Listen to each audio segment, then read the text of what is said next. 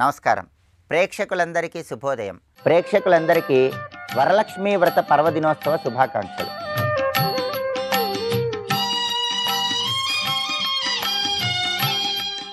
ఈనాటి శ్రావణ శుభయోగం శీర్షికన వరలక్ష్మీ వ్రతం సందర్భంగా వరలక్ష్మీదేవిని ఏ విధంగా పూజిస్తే సకల శుభాలు కలుగుతాయో, వరలక్ష్మీ వ్రతంలో పాటించాల్సిన ముఖ్యమైన నియమాలేంటో పరిశీలిద్దాం.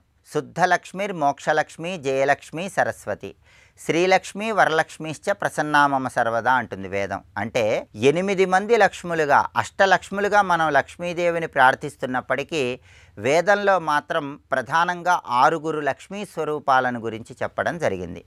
ఈ 6 లక్ష్మీ స్వరూపాలలో మిగిలిన 5 లక్ష్ములు ఏవైతే ఇచ్చారో అవన్నీ ఇయ్యగా మిగిలిపోయినటువంటి భోగభాగ్యాలు సంపదలు అన్నీ ఏకకాలంలో ఇచ్చేటటువంటి లక్ష్మీ స్వరూపాన్ని వరలక్ష్మీ స్వరూపం అనే పేరుతో పిలుస్తారు. శ్రావణ మాసంలో పౌర్ణమికి ముందు వచ్చే శుక్రవారం వరలక్ష్మీ వ్రతాన్ని ఆచరించడం ద్వారా వరలక్ష్మీదేవి సంపూర్ణమైన అనుగ్రహానికి పాత్రులై అష్టైశ్వర్యాలు భోగభాగ్యాలు సిద్ధింపజేసుకోవచ్చు. అయితే వరలక్ష్మీ వ్రతం చేసేవాళ్ళు తప్పనిసరిగా కొన్ని నియమాలు పాటించాలి. వాటిలో ముఖ్యమైనది తోర పూజ. దీన్నే గ్రంథి పూజ అనే పేరుతో పిలుస్తారు. 9 దారపు పోగులు తీసుకొని ఆ 9 దారపు పోగులకి పూర్తిగా పసుపు రాసి 9 చోట్ల ముడులు వేసి ఆ 9 దారపు పోగులకి ముందుగా వరలక్ష్మీదేవికి సంబంధించిన 9 నామాలు చదువుతూ పుష్పాలతో అక్షింతలతో పూజ చేయాలి. ఆ 9 నామాలు ఏంటంటే ఓం కమలాయై నమః, ఓం రమాయై నమః, ఓం లోకమాత్రే నమః, ఓం విశ్వజనన్యై నమః, ఓం వరలక్ష్మ్యై నమః, ఓం క్షీరాబ్దితనయాయై నమః, ఓం విశ్వసాక్షిణ్యై నమః, ఓం చంద్ర సహోదర్యై నమః, ఓం హరివల్లభాయై నమః. ఈ 9 నామాలు చదువుతూ పుష్పాలతో అక్షింతలతో ఆ 9 దారపు పోగులకి ఆ తోరాలకి పూజ చేసిన తర్వాత 9 చోట్ల ముడులు వేసినటువంటి ఆ 9 దారపు పోగుల తోరాన్ని తీసుకొని మహిళామణులు కుడి చేతికి కట్టుకోవాలి. అలా కట్టుకునే సమయంలో కూడా తప్పనిసరిగా ఒక శ్లోకం చదువుకోవాలని ప్రామాణిక గ్రంథాల్లో చెప్పారు. ఆ శ్లోకం ఏంటంటే బధ్నామి దక్షిణే హస్తే నవసూత్రం శుభప్రదం పుత్ర పౌత్రాభివృద్ధించ ఆయుష్యం దేహిమే రమే. ఇది శ్లోకం. ఈ శ్లోకంలో ఉన్న అర్థాన్ని పరిశీలిస్తే బధ్నామి దక్షిణే హస్తే నవసూత్రం శుభప్రదం అంటే 9 దారపు పోగులతో 9 చోట్ల ముడులు వేసినటువంటి ఈ తోరాన్ని నా కుడి చేతికి కట్టుకుంటున్నాను. పుత్ర పౌత్రాభివృద్ధించ ఆయుష్యం దేహిమే రమే. పుత్ర పౌత్రులను ఆయుష్ను వరలక్ష్మీదేవి అనుగ్రహించాలి అని ప్రార్థించడమే ఈ శ్లోకంలో ఉన్న అంతరార్థం. కాబట్టి వరలక్ష్మీ వ్రతం చేసుకునే మహిళలందరూ ఖచ్చితంగా ఈ శ్లోకం చదువుకుంటూ తోరం కట్టుకున్నట్లయితే వరలక్ష్మీదేవి సంపూర్ణమైన అనుగ్రహానికి సులభంగా పాత్రలు కావచ్చు. అలాగే వరలక్ష్మీ వ్రతం చేసేటప్పుడు 2 ఏనుగు బొమ్మలు వరలక్ష్మీదేవి రూపుకి లేదా కలశానికి ఇరువైపులా ఏర్పాటు చేసుకోవాలి. అలా ఏర్పాటు చేసుకొని వరలక్ష్మీ వ్రతం ఆచరిస్తే వరలక్ష్మీదేవి అనుగ్రహం వల్ల సిరి సంపదలు వెల్లివిరుస్తాయి. అలాగే వరలక్ష్మీ వ్రతంలో ముఖ్యమైనది వాయినం. వరలక్ష్మీ వ్రతం పూర్తయిన తర్వాత ముత్తైదువులకు వాయినం ఇస్తారు. వాయినంలో పూర్ణపు బూరెలు ఉండేలాగా చూసుకుంటే చాలా మంచిది. అలాగే వాయినం ఇచ్చేటప్పుడు కూడా మహిళలు ఒక ప్రత్యేకమైన శ్లోకం చదువుకోవాలని ప్రామాణిక గ్రంథాల్లో చెప్పారు. ఆ శ్లోకం ఏంటంటే ఇందిరా ప్రతిగృహ్ణాతు ఇందిరా వై దదాతి చ ఇందిరా తారికావాభ్యాం ఇందిరాయై నమో నమః. ఇది శ్లోకం. ఇందిరా అంటే వరలక్ష్మీదేవి అని అర్థం. ఇందిరా ప్రతిగృహ్ణాతు ఇందిరా వై దదాతి చ అంటే వాయినమిస్తున్న నేను వరలక్ష్మీ స్వరూపము, వాయినం పుచ్చుకుంటున్నటువంటి నువ్వు కూడా వరలక్ష్మీ స్వరూపానివే. ఇందిరా తారికావాభ్యాం ఇందిరాయై నమో నమః. వాయినమిస్తున్న నన్ను, వాయినం తీసుకుంటున్న నిన్ను ఇద్దరినీ కూడా వరలక్ష్మీదేవి చల్లగా కాపాడాలి, అనుగ్రహించాలి అని ప్రార్థించడమే ఈ శ్లోకంలో ఉన్న అర్థం. కాబట్టి వాయినం ఇచ్చేటప్పుడు ఖచ్చితంగా మహిళామణులు ఈ శ్లోకం చదువుకోవాలి. ఇలా వరలక్ష్మీ వ్రతం చేసేటప్పుడు తోరం కట్టుకునే సమయంలో, వాయినం ఇచ్చే సమయంలో శ్లోకాలు చదువుకుంటూ వ్రతాన్ని ఆచరించడం ద్వారా తోరం కట్టుకోవటానికి ముందు వరలక్ష్మీదేవికి సంబంధించిన 9 నామాలతో తోరాలకు పూజ చేసి వ్రతాన్ని ఆచరించడం ద్వారా వరలక్ష్మీదేవి సంపూర్ణమైన అనుగ్రహానికి ప్రతి ఒక్కరూ సులభంగా పాత్రలు కావచ్చు. రేపటి శ్రావణ శుభయోగం శీర్షికన శ్రావణ మాసంలో వచ్చే శని త్రయోదశి పర్వదినం సందర్భంగా గ్రహచార గోచార శనిదోషాలు తొలగింపజేసుకోవటానికి ఎలాంటి ప్రత్యేకమైన విధి విధానాలు పాటించాలో పరిశీలిద్దాం. నమస్కారం.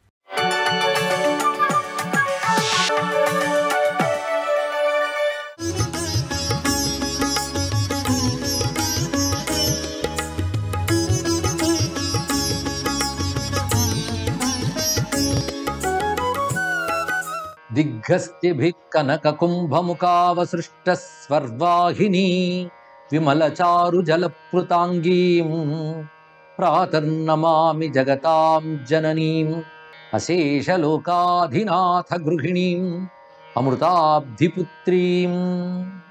శ్రీవరలక్ష్మ్యై నమో నమః. శ్రావణవాస వరలక్ష్మి ఆరాధన సందర్భంగా శ్రీ మహాలక్ష్మి కటాక్షం సనాతన ధర్మానికి భారతదేశానికి లభించాలని శ్రావణ శుక్రవార శుభాకాంక్షలు తెలియజేసుకుంటూ, వరలక్ష్మి వైభవం వేదముల యందే వర్ణితమైనది. అటువంటి వరలక్ష్మీదేవిని శ్రావణ మాసంలో ఆరాధించుకోవడం విశేషమైన అంశం. శ్రావణ పూర్ణిమకు ముందు వచ్చే శుక్రవారం నాడు ఈ వరలక్ష్మీదేవిని ఆరాధించాలి అని మనకు శాస్త్రం చెప్తున్నటువంటి అంశం. అసలు ప్రతి శుక్రవారం కూడా ఇందిరాదేవిని ఆరాధించాలి అనేది శాస్త్రములు అందిస్తున్న అంశం. శుక్రవారానికి అధిపతి ఇంద్రుడు. ఇంద్రుడు అంటేనే ఐశ్వర్య స్వరూపుడు అర్థం. అలాంటి ఇంద్రుడు ఏ ఇందిరాదేవి కృప వల్ల ఐశ్వర్యవంతుడయ్యాడో ఆ ఇందిరాదేవిని మనం అందరం ఆరాధించి తద్వారా ఐశ్వర్యాలు పొందాలి అంటూ ఒక్కొక్క వారానికి ఒక ప్రత్యేకతలో శుక్రవారానికి ప్రత్యేకతనిచ్చారు. అదేవిధంగా శుక్రవారం అంటే భృగువారం. భృగు మహర్షి తపస్సు వల్ల ఒకప్పుడు లక్ష్మీదేవి కుమార్తెగా కలిగింది కనుక ఆయనకి భృగువు, అమ్మవారికి భార్గవి అని పేరున్నది. ఇక్కడ అది భృగు మహర్షి లేదా భృగు ప్రజాపతి యొక్క పుత్రి కనుక భార్గవి. ఆ భృగు ప్రజాపతి ప్రధానమైన వారమే శుక్రవారం, అందుకే భృగువారం అంట. ఈ విధంగా శుక్రవారానికి మహాలక్ష్మికి ఉపాసనకి ఎంతో విశేషమైనటువంటి సంబంధం ఉన్నది. ఆ భార్గవి అయినటువంటి మహాలక్ష్మిని ప్రతి శుక్రవారం ఆరాధించుకోవడం భారతీయుల యొక్క కర్తవ్యం. అసలు అనునిత్యం లక్ష్మీ ఆరాధన చేయాలండి, శుక్రవారం విశేషంగా ఆరాధించాలి. అంతేకాని శుక్రవారం మాత్రమే కాదు, నిత్యం లక్ష్మీ ఆరాధన ఉండాలి. ఎందుకంటే లక్ష్మి నిత్యంగా ఉండాలని ప్రతి వారు కోరుకుంటారు కదా. అయితే శ్రావణ శుక్రవారం నాడు మరింత విశేషంగా ఆరాధన చేస్తాం. లక్ష్మీ కటాక్షం అందరికీ కావలసినదే. లక్ష్మి అంటే ఐశ్వర్య దేవత అనేది ప్రధానంగా తెలిసే భావం. కానీ ఐశ్వర్యం అంటే అనేక రకాల రూపాలతో ఉంటుంది, కేవలం ధనం మాత్రమే ఐశ్వర్యం కాదు. అందుకే లక్ష్మీదేవిని కూడా మనం ధనము, ధాన్యము, విద్య, ధైర్యము, విజయము, వీరత్వము, శాంతి, ఉత్సాహము, కీర్తి ఇవన్నీ కూడా లక్ష్మీ రూపములుగానే మనం దర్శిస్తున్నాం. కీర్తి ఒక లక్ష్మి, అదేవిధంగా విద్యాలక్ష్మి, ధనలక్ష్మి అంటే అష్టలక్ష్మి చెప్తాం. అయితే 8 అమ్మ రూపాలు అనంతలక్ష్మి ఆవిడ, అనంతలక్ష్మి రూపములు. ఈ అనంత ఐశ్వర్య రూపములే విశ్వమంతా నిండుకున్నాయి. అనంత లక్ష్మి ఐశ్వర్యములు మనకు ఎప్పుడు ఏది అవసరమో అది లభిస్తే మనం ధన్యులమైపోతాం. కనుక మనకి ఏది కావాలి అంటే మనకి ఎప్పుడు ఏది అవసరమో అది లభిస్తే చాలండి. ఎప్పుడు ఏది లభిస్తే మనం ధన్యులమవుతామో దానికి పేరు వరం. వరం అంటే శ్రేష్టమైనది, కావలసినది, కోరినది అని 3 అర్థాలు ఉన్నాయి. ఇది శ్రేష్టమైనది, కావలసినది. ఆకలి వేసింది అనుకోండి, అన్నం లభించడమే వరం. దాహం వేసినప్పుడు నీరు లభించడమే వరం. అంతేగాని దాహంతో నీరు అడుగుతున్నప్పుడు ఒక సువర్ణం ఇచ్చినా వాడికి దాహం తీరదు, అప్పుడు జలమే కావాలి. అందుకే జలం కూడా లక్ష్మి, కాంతి లక్ష్మి. కనుక జీవుడికి కావలసిన సమస్త ఐశ్వర్యముల యొక్క సమాహార రూపమే మహాలక్ష్మి. అలాంటి మహాలక్ష్మిని ఈ శ్రావణ మాసంలో ఆరాధించడం మరింత ప్రత్యేకమైన అంశం. ఎందుకంటే శ్రావణం అనగానే ప్రకృతిలో ఆర్ద్రత ఏర్పడుతుంది వర్ష ఋతువు వల్ల. ఆర్ద్రతే అమ్మవారు ఆర్ద్రాం పుష్కరిణీం పుష్టిం అంట. ఈ ఆర్ద్రత వల్ల సస్యాదులు మనకు లభిస్తాయి. అందుకు కురిసే వర్షం మనకి సత్ఫలితాలు ప్రసాదించాలి. పైగా భూమాత మహాలక్ష్మి రూపం కదా వసుంధర. అలాంటి భూమి యందు ఆ పచ్చదనంతో కూడినటువంటి మహాలక్ష్మి సాక్షాత్కరిస్తుంది. అందుకే శ్రావణ మాసంలో ఈ ఆర్ద్రత అనబడే లక్ష్మీ గుణం కనిపించేటువంటి వర్ష ఋతువులో అమ్మవారి ఆరాధన అత్యంత ప్రధానంగా చెప్పారు. అయితే కలశంలో అమ్మవారిని ఆరాధించడం ఒక వృత్తాంతం మనకు తెలిసినది, అది ప్రతివారు చేసే పని. అయితే స్త్రీ రూపంలో అమ్మవారిని ఆరాధించాలండి. అమ్మవారే స్త్రీ రూపం, కానీ ప్రతి స్త్రీ రూపంలో కూడా అమ్మవారిని దర్శించాలి. స్వత్కళా సర్వయోషిత అంటాడు ఇంద్రుడు. అందుకే ప్రతి స్త్రీలోనూ మహాలక్ష్మి ఉన్నారని తెలియజేయడమే స్త్రీ అమ్మవారిని ఆరాధించడం ఒకటి, స్త్రీని అమ్మవారిగా ఆరాధించడం ఒకటి ఇందులో కనబడుతున్నది. అదే మనకు పేరంటాళ్ల రూపంతో, ముత్తైదువుల రూపంతో అమ్మవారిని ఆరాధించడం. స్త్రీలందరూ కూడాను వస్త్ర స్వర్ణాభరణాలతో అలంకృతలై శోభిల్లడం, ఇదంతా కూడా స్త్రీమూర్తుల్లో ఆ పరాశక్తి జగన్మాత అయిన మహాలక్ష్మి విభూతిని దర్శించాలి. అందుకే భారతదేశంలో స్త్రీకి ఇచ్చేటువంటి ప్రాధాన్యం ఈ వరలక్ష్మి వ్రతంలో మరింత ద్యోతకమవుతూ ఉంటుంది మనకి. పైగా వరలక్ష్మి గురించి చెప్పేటప్పుడు సిద్ధలక్ష్మీ, మోక్షలక్ష్మీ, జయలక్ష్మీ, సరస్వతి, శ్రీలక్ష్మీర్ వరలక్ష్మిశ్చ ప్రసన్నామమ సర్వదా అని ప్రసిద్ధమైన వైదిక శ్లోకం ఉన్నది. అందులో సిద్ధలక్ష్మి, మోక్షలక్ష్మి, శ్రీలక్ష్మి, జయలక్ష్మి, సరస్వతి అనగా విద్యాలక్ష్మి, ఇవన్నీ వరములే మనకి. వరములు అంటే శ్రేష్టములైనవి, మనకు కావలసినవి. కానీ వీటన్నిటి సమాహార స్వరూపం వరలక్ష్మి అని చెప్పబడుతుంది. కానీ వరలక్ష్మి 6వ లక్ష్మి అని కాకుండా 5 లక్ష్ములని కలబోసుకున్న లక్ష్మి వరలక్ష్మి. ఈ వరలక్ష్మి కృప వల్ల పూజించిన వారికి 6 లభిస్తాయని శాస్త్రం చెప్తున్న అంశం. అదేవిధంగా వరలక్ష్మి వ్రతంలో కథ చెప్పుకుంటారు. మనకు వ్రతాల్లో కథ చెప్పడం ఒకటి ప్రధానం కనబడుతుంది. కథ దేనికి అంటే శ్రద్ధోత్పాదనార్థం అని చెప్పారు.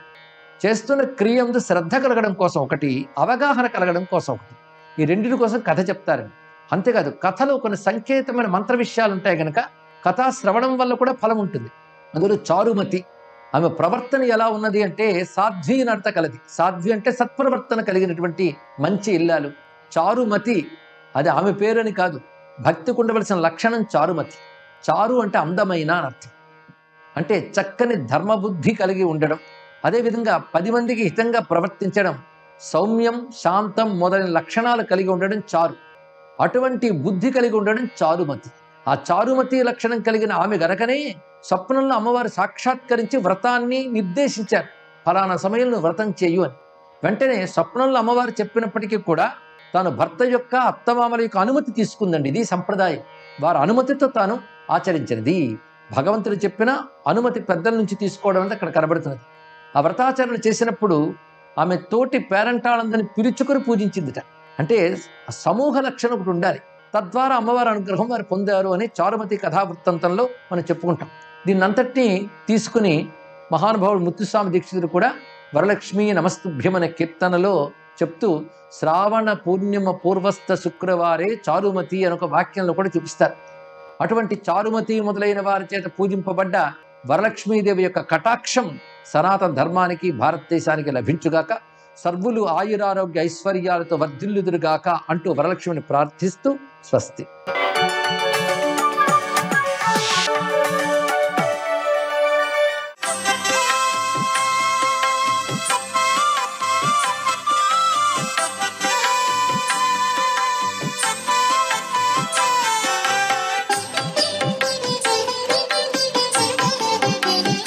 శ్రీ మహాలక్ష్మీ నమః.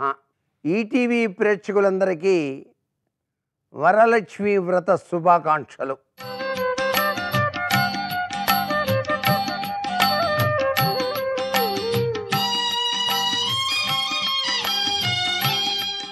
శ్రావణ మాసంలో పూర్ణిమకు ముందు వచ్చేటువంటి శుక్రవారం వరలక్ష్మి వ్రతంగా ప్రతి ఒక్కరూ కూడాను ఆచరించేటువంటి సంప్రదాయం. వరాలను ప్రసాదించేటువంటి వరలక్ష్మీదేవి వ్రతాన్ని పూర్వం కుండిని నగరంలో చారుమతి అనేటువంటి మహా ఇల్లాలు ఆచరించి తరించింది.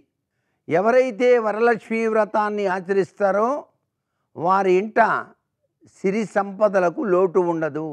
లక్ష్మీదేవి అంటే కేవలం ధనం ఒక్కటే కాదు, సంపద ఒక్కటే కాదు, ఆరోగ్యం, సంతానం, ఇళ్ళు, భూములు, వాహనాలు, విద్య, ఆరోగ్యం ఇవన్నీ కూడాను లక్ష్మీదేవి స్వరూపాలే.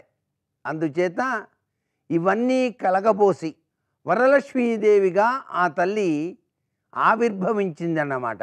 అందుచేతనే శుద్ధలక్ష్మి, మోక్షలక్ష్మి, జయలక్ష్మి, సరస్వతి, శ్రీలక్ష్మి, వరలక్ష్మి ప్రసన్నా మమ సర్వదా అని చెప్పేసి ఆ తల్లిని మనం పూజిస్తూ ఉంటాం ప్రతినిత్యం కూడా.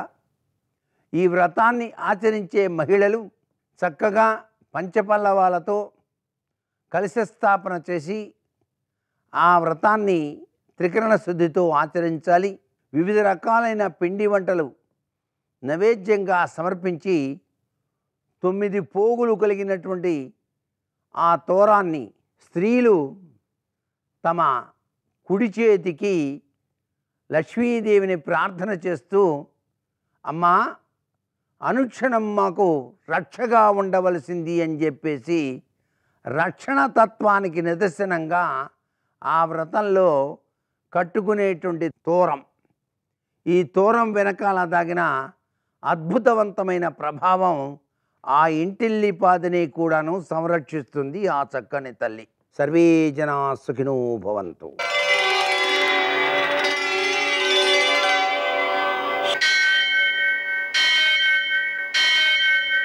सहस्रशीर्षं देवं विश्वाक्षं विश्वशम्भुवं विश्वं नारायणं देवमक्षरं परमं पदं विश्वतः परमां नित्यं विश्वं नारायणगुं हरिं विश्वमेवेदं पुरुषस्तद्विश्वमुपजीवति पतिं विश्वस्यात्मेश्वरगुं शाश्वतगुं शिवमच्युतं नारायणं महाज्ञेयं विश्वात्मानं परायणम्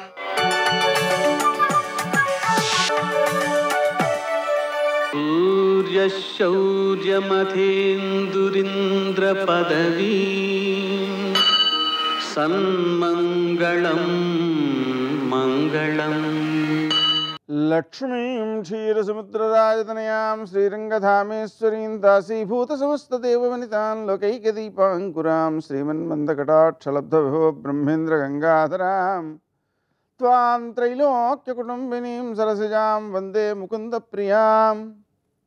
నేటి కాలమాన విశేషాలను గమనిద్దాం.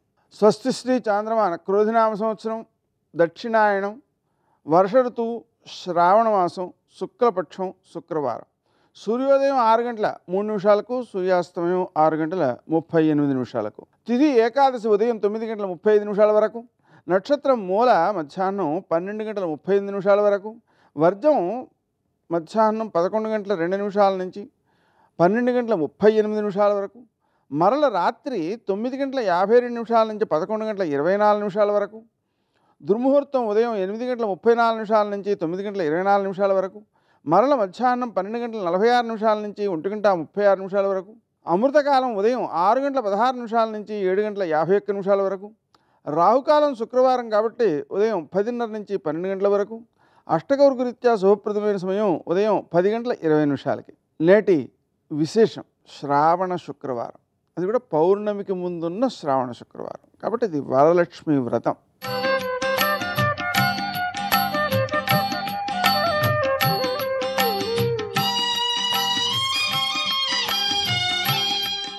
వరలక్ష్మి వ్రతాన్ని ఆచరించుకోవడం ద్వారా శ్రేష్టమైన వస్తువులను వ్యక్తులను సమకూర్చుకునేటువంటి వివేక జ్ఞానం వృద్ధి చెందుతుంది. మనకు సామాన్యంగా లోకంలో వరలక్ష్మి అనే శబ్దాన్ని అర్థం చేసుకోవాల్సి వస్తే వరాలిచ్చే లక్ష్మి అనే భావన వినిపిస్తుంటుంది. కానీ వరశబ్దానికి అర్థం శ్రేష్టమైనవి అని అర్థం. కాబట్టి శ్రేష్టమైన వస్తువులను మాత్రమే, శ్రేష్టమైన వ్యక్తులను మాత్రమే మనకు అందించేటువంటి శక్తి లక్ష్మీదేవికి ఉంది. ఆ కారణంగా ఆమెను పూజించుకోవడం ద్వారా ఉత్తమమైన సంతానం, ఉత్తమమైనటువంటి స్నేహితులు, బంధువులు, అలాగే ఉత్తమమైన వస్తువులు, ఇలా ఆనందానికి కారకములయ్యేటువంటి అంశములు సిద్ధిస్తాయి. అంతేకాకుండా ఉత్తమ సంతానాన్ని పొందడం ప్రత్యేక లక్ష్యం ఈ వరలక్ష్మి వ్రతానికి. అందువల్లనే కొత్తగా వివాహమైనటువంటి స్త్రీలు ఈ వ్రతాన్ని ఆచరణ చేయడం ప్రారంభించి ఆ సంపదను, పుత్ర సంపదను వృద్ధి చేసుకోవడానికి ప్రయత్నం చేస్తూ ఉంటారు. అలాగే ఈరోజు సింహ సంక్రమణము రాత్రి 7 గంటల 40 నిమిషాలకు ఉందండి. ఆ కారణంగా సంక్రమణ ప్రయుక్తమైనటువంటి విష్ణుపద పుణ్యకాలం మధ్యాహ్నం 12 గంటల 20 నిమిషాల నుంచి ప్రారంభమై సూర్యాస్తమయం వరకు ఉంటుంది. అలాగే ఈరోజు కృతయుగ అంతఃశ్రార్థం కూడా ఉంది. ఆ కారణంగా కృతయుగ అంతఃశ్రార్థము మరియు సింహ సంక్రమణ ప్రయుక్తమైనటువంటి పితృదేవతారాధన కలిపి చేస్తూ దాన్ని సింహ సంక్రమణము యొక్క గొప్పతనం కోసం మనం నదీ స్నానం, దానం మొదలైనటువంటి కార్యక్రమాలను ఆచరించడం చాలా మంచిది. అలాగనే ఈరోజు శ్రావణ శుక్ల ద్వాదశి మూలా నక్షత్ర యోగం అనేటువంటిది ఒకటి ఉంది. అది ఉదయం 9 గంటల 35 నిమిషాలకి ఏకాదశి అయిపోయింది కాబట్టి అక్కడి నుంచి ప్రారంభమై మూలా నక్షత్రం మధ్యాహ్నం 12 గంటల 38 నిమిషాల వరకు ఉంది కాబట్టి అప్పటి వరకు ఈ ద్వాదశి మూలాయోగం ఉంటుంది. అయితే దానిలో కూడా వర్జకాలం ఒకటి ఉంది. అదేమిటంటే 11 గంటల 2 నిమిషాల నుంచి 12 గంటల 35 నిమిషాల వరకు. కాబట్టి 9 గంటల 35 నిమిషాల నుంచి 11 గంటల 2 నిమిషాల లోపులో ఉన్న సమయాన్ని మనం పితృదేవతారాధనకు, స్నానమునకు, దానమునకు వినియోగించుకోవడం విశిష్టమైన ఫలితాలను అందజేస్తుంది. అలాగనే శుక్రవారం కాబట్టి మనం లక్ష్మీనారాయణులకు మారేడు దళాలతో పూజ చేయడం, లక్ష్మీ అష్టోత్తర శతనామ స్తోత్రాన్ని 108 సార్లు పారాయణ చేసుకోవడం, లక్ష్మీ హృదయం 5 సార్లు పారాయణ చేసుకోవడం, కనకధారాస్తవం 3 సార్లు పారాయణ చేసుకోవడం లక్ష్మీదేవి యొక్క అనుగ్రహాన్ని కలుగజేస్తుంది. విశేషించి మామూలుగా శుక్రవారాలలో ఉన్న విశేషం కంటే వరలక్ష్మీ వ్రతం కావడం వలన ఈరోజు విశేషం చాలా ఎక్కువ కాబట్టి తప్పనిసరిగా లక్ష్మీదేవి ఆరాధన చేసుకోవడం మంచిది. నేటి ఆణిముత్యాలు.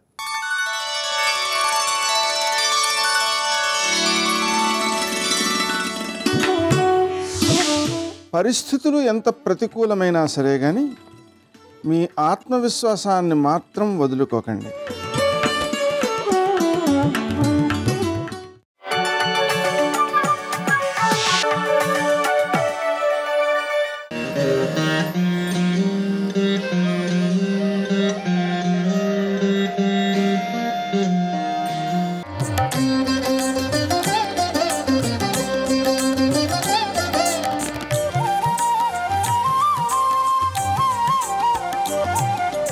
విశాఖపట్నం బురుజుపేట ప్రాంతంలోని శ్రీ కనక మహాలక్ష్మి దేవస్థానం రాష్ట్రంలోనే సుప్రసిద్ధ ఆలయంగా విలసిల్లుతోంది. విశాఖలోని కనక మహాలక్ష్మి భక్తుల కొంగు బంగారం. తాము వీసమెత్తు బంగారం కొనుక్కున్నా, ఆస్తిపాస్తులు కలిసొచ్చినా, ఉద్యోగం దొరికినా, పెళ్లి సంబంధం కుదిరినా, సంతానం కలిగినా అదంతా కనక మహాలక్ష్మి అనుగ్రహంగానే ఈ ప్రాంతవాసులు భావిస్తారు.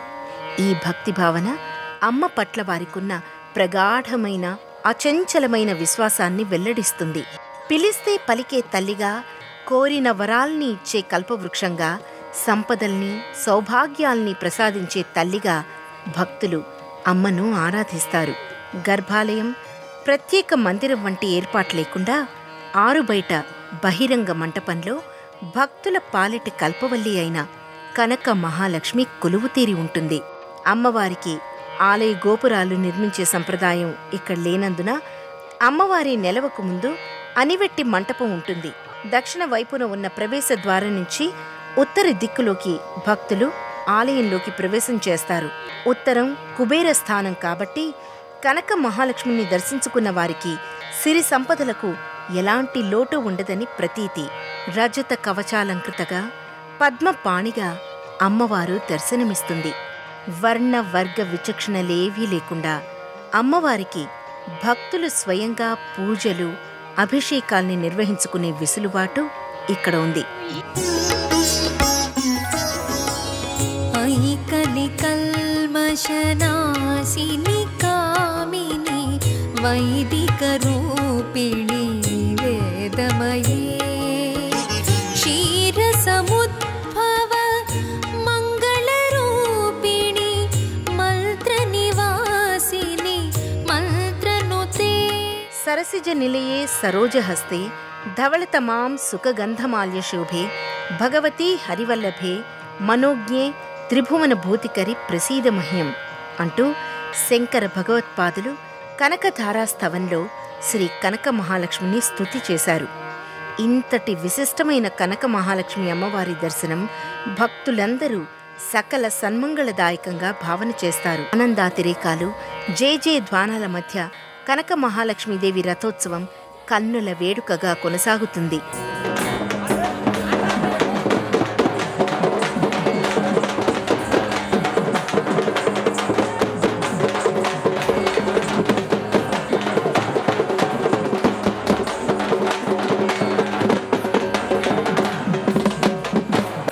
మేళతాళాలు, మంగళ వాయిద్యాలు, వేద మంత్రాల నేపథ్యంగా దీపకాంతుల శోభతో ఈ సంబరం ఆశాంతం భక్తిభావ బంధురంగా వర్ధిల్లుతుంది.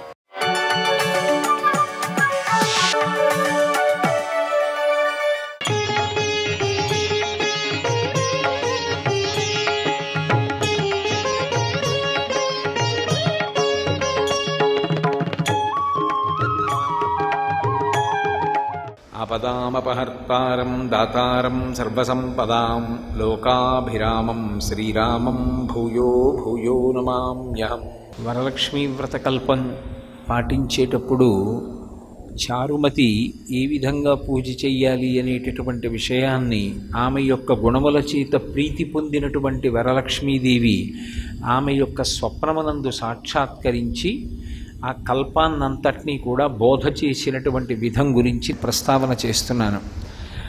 ఎక్కడైతే ఆ కలశ స్థాపన చెయ్యాలని భావన చేశారో ఆ కలశ స్థాపన చేసేటటువంటి ప్రదేశాన్ని గోమయంతో శుద్ధి చేస్తారు.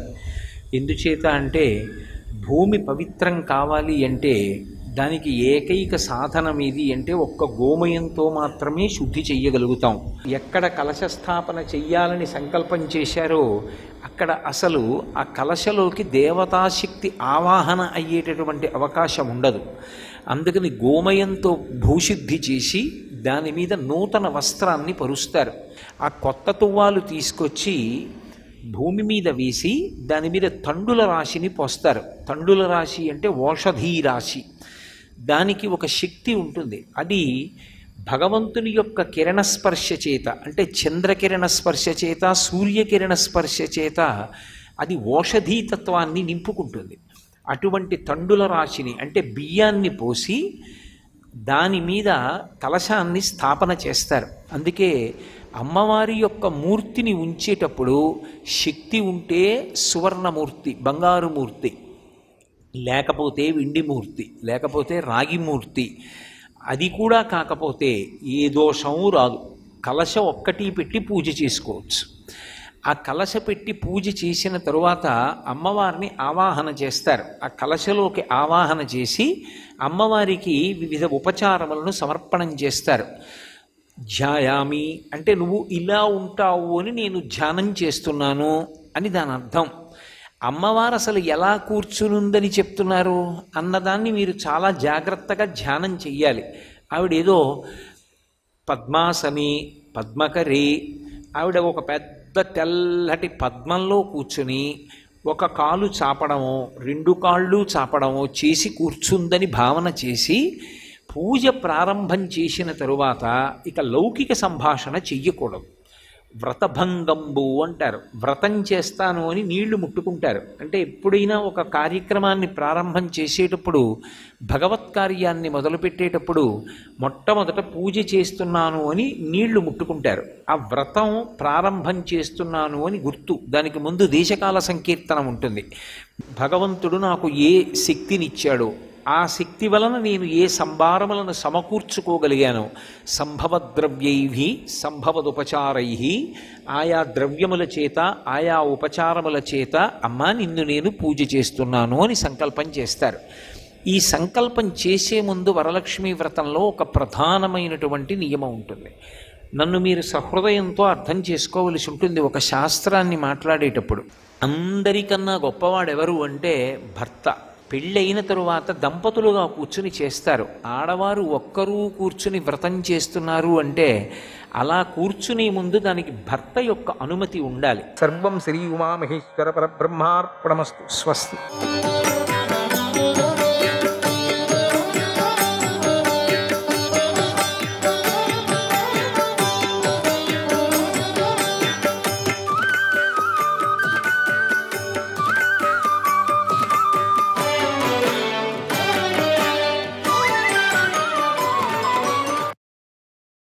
అప్పుడు మాందాత ఇలా అన్నాడు, భగవంతుడా, ఇంద్ర, నీ పాదాల మీద శిరస్సు పెట్టి ఆదిదేవుడైన నిన్ను నిస్సంశయంగా చూస్తాను.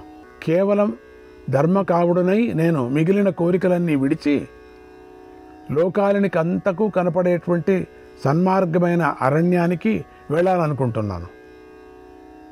ఊహకందనంత విశాలమైన క్షత్రియ ధర్మం వల్ల నాకు లోకాలన్నీ ప్రాప్తించాయి.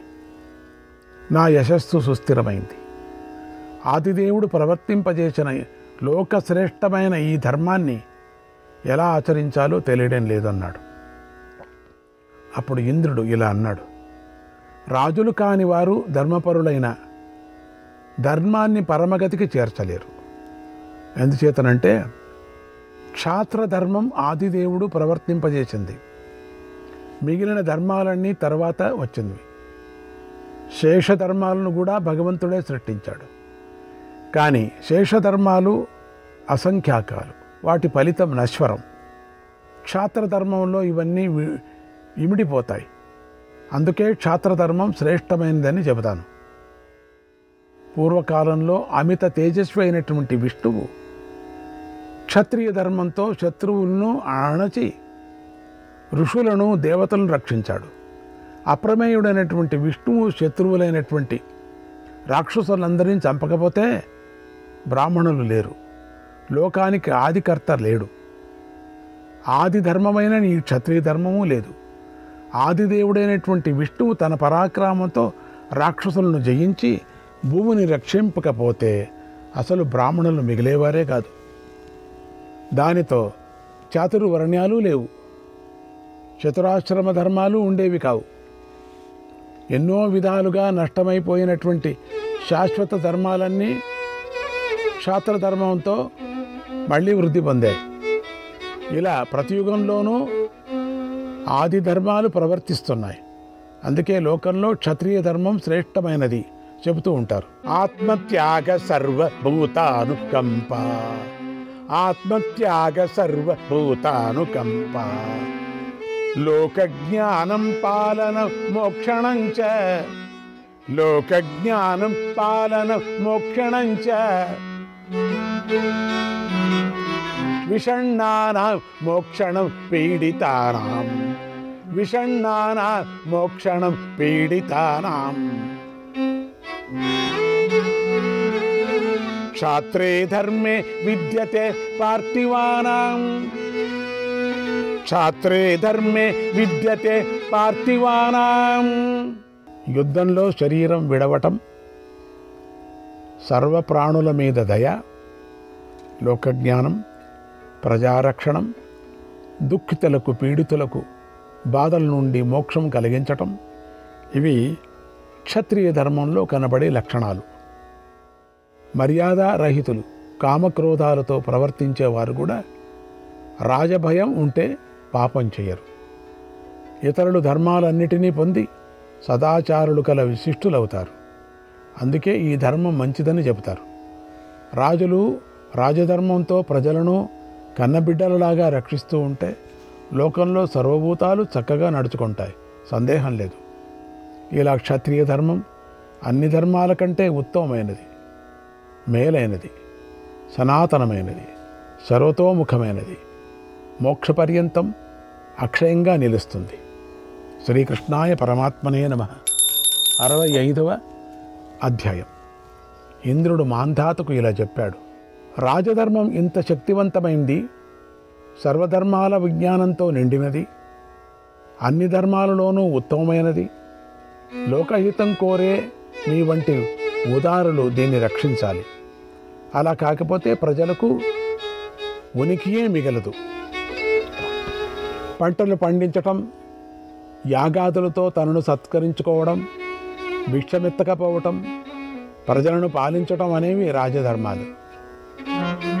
విద్యాద్రాజ సర్వభూతానుకంపీ, విద్యాద్రాజ సర్వభూతానుకంపీ, దేహత్యాగం చాకవే ధర్మమగ్ర్యం, దేహత్యాగం చాకవే ధర్మమగ్ర్యం.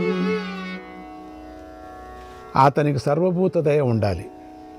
యుద్ధంలో దేహం విడవటం రాజుకు ముఖ్య ధర్మం.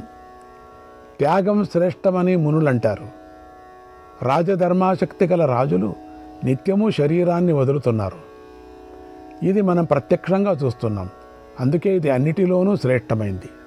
చాలా శాస్త్రాలు చదవటం, గురు శుశ్రూష, యుద్ధంలో పరస్పరం చంపుకోవటం అనే వాటిలో క్షత్రియుడు బ్రహ్మచారి అయి ఆశ్రమధర్మం ఆచరిస్తున్నాడని చెబుతారు. సమాన ప్రయోజనం కల వ్యవహారం నడుస్తున్నప్పుడే చాతుర్వర్ణ్య అవస్థను రక్షించాలి. అలాగే ఆయా యోగాలతో, నియమాలతో, పరాక్రమాలతోనూ, అన్ని ప్రయత్నాలతోనూ ఆశ్రమ ధర్మాలు రక్షించాలి.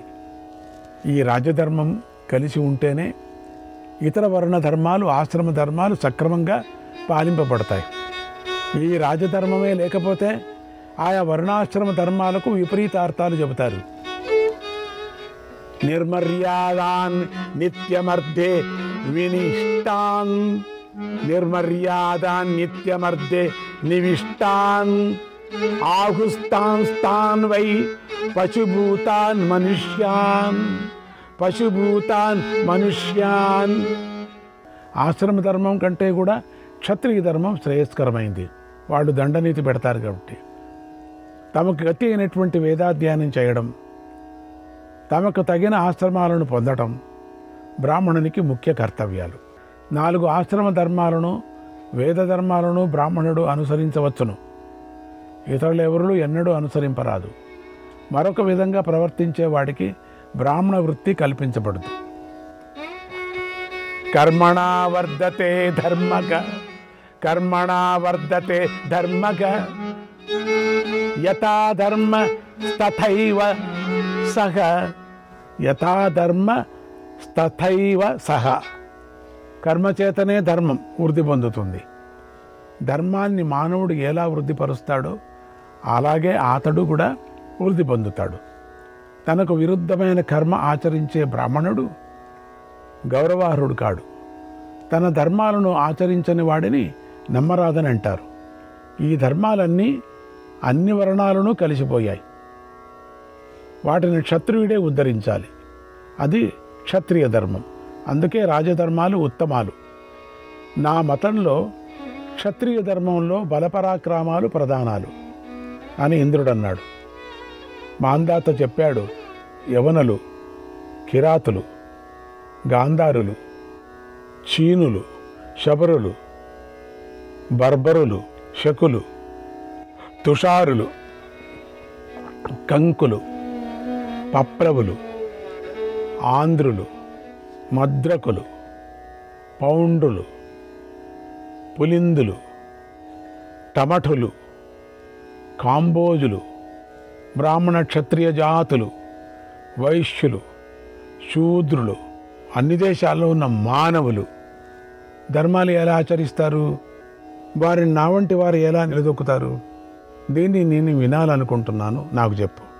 ఇంద్ర, నీవు మా క్షత్రియులకు చుట్టానివి.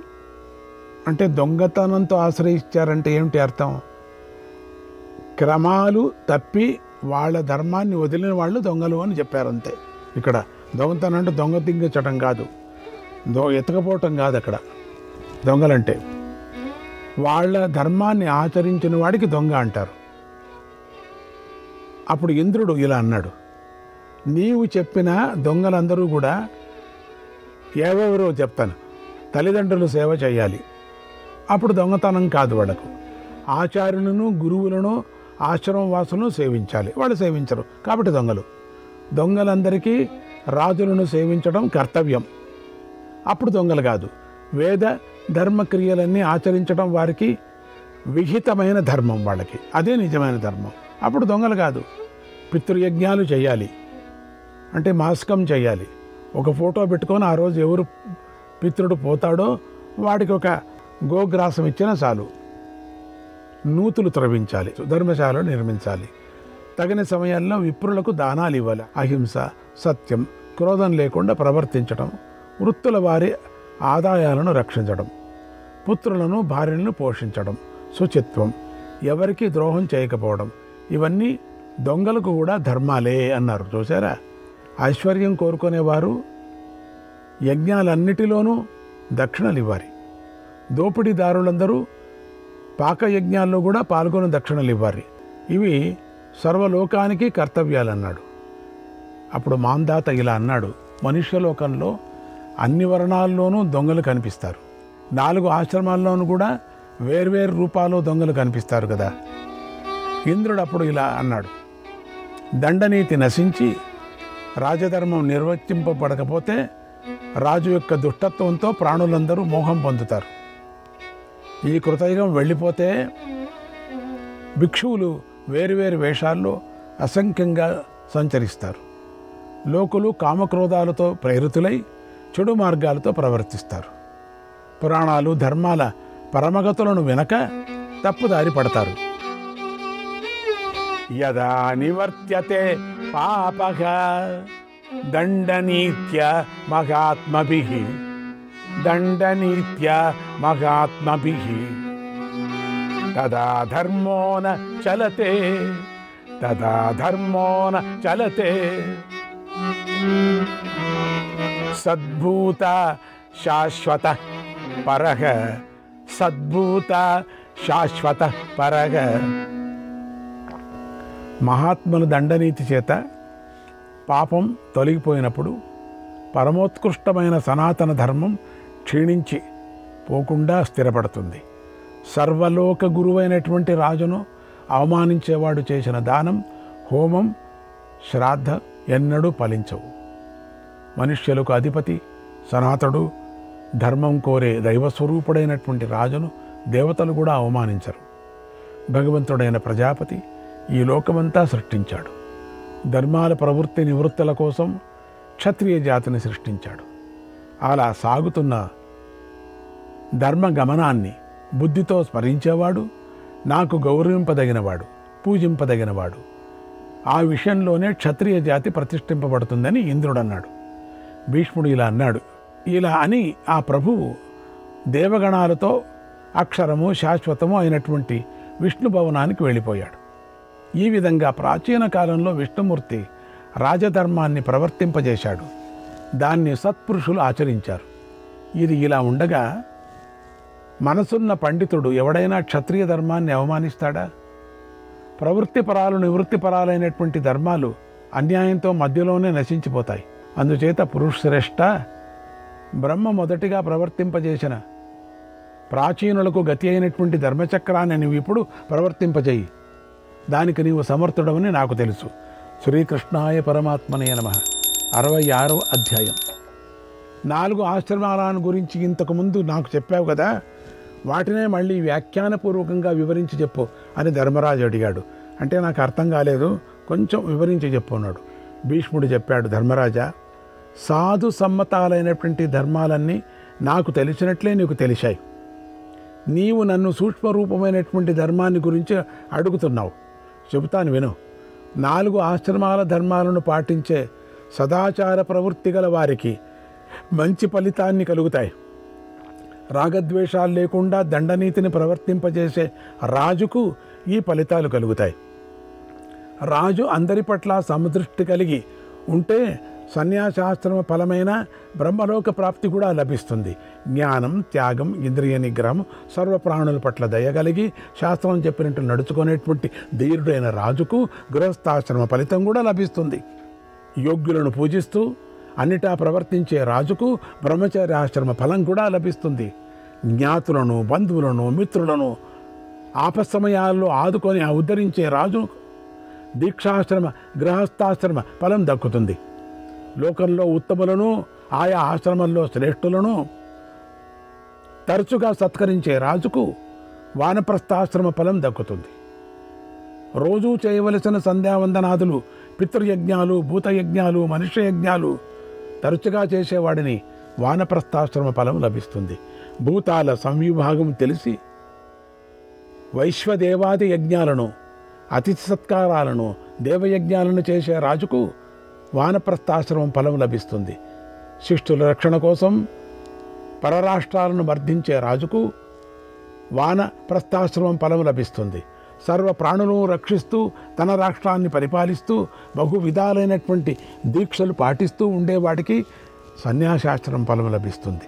నిత్యము వేదాధ్యయనం చేయడం, సహనంతో మెలగడం, ఆచార్యులను పూజించడం, గురు శుశ్రూష చేసేవాడికి సన్యాసాశ్రమం ఫలం లభిస్తుంది. విధిగా నిత్యము చేయవలసిన జపాదులు చేస్తూ సదా దేవపూజ చేస్తూ ధర్మాచరణ చేసేవాడికి గృహస్థాశ్రమ ఫలం లభిస్తుంది. మరణమో మోక్షమో ఏదైనా సరే అనే నిశ్చయంతో యుద్ధం చేసేవానికి బ్రహ్మాశ్రమ ఫలితం లభిస్తుంది.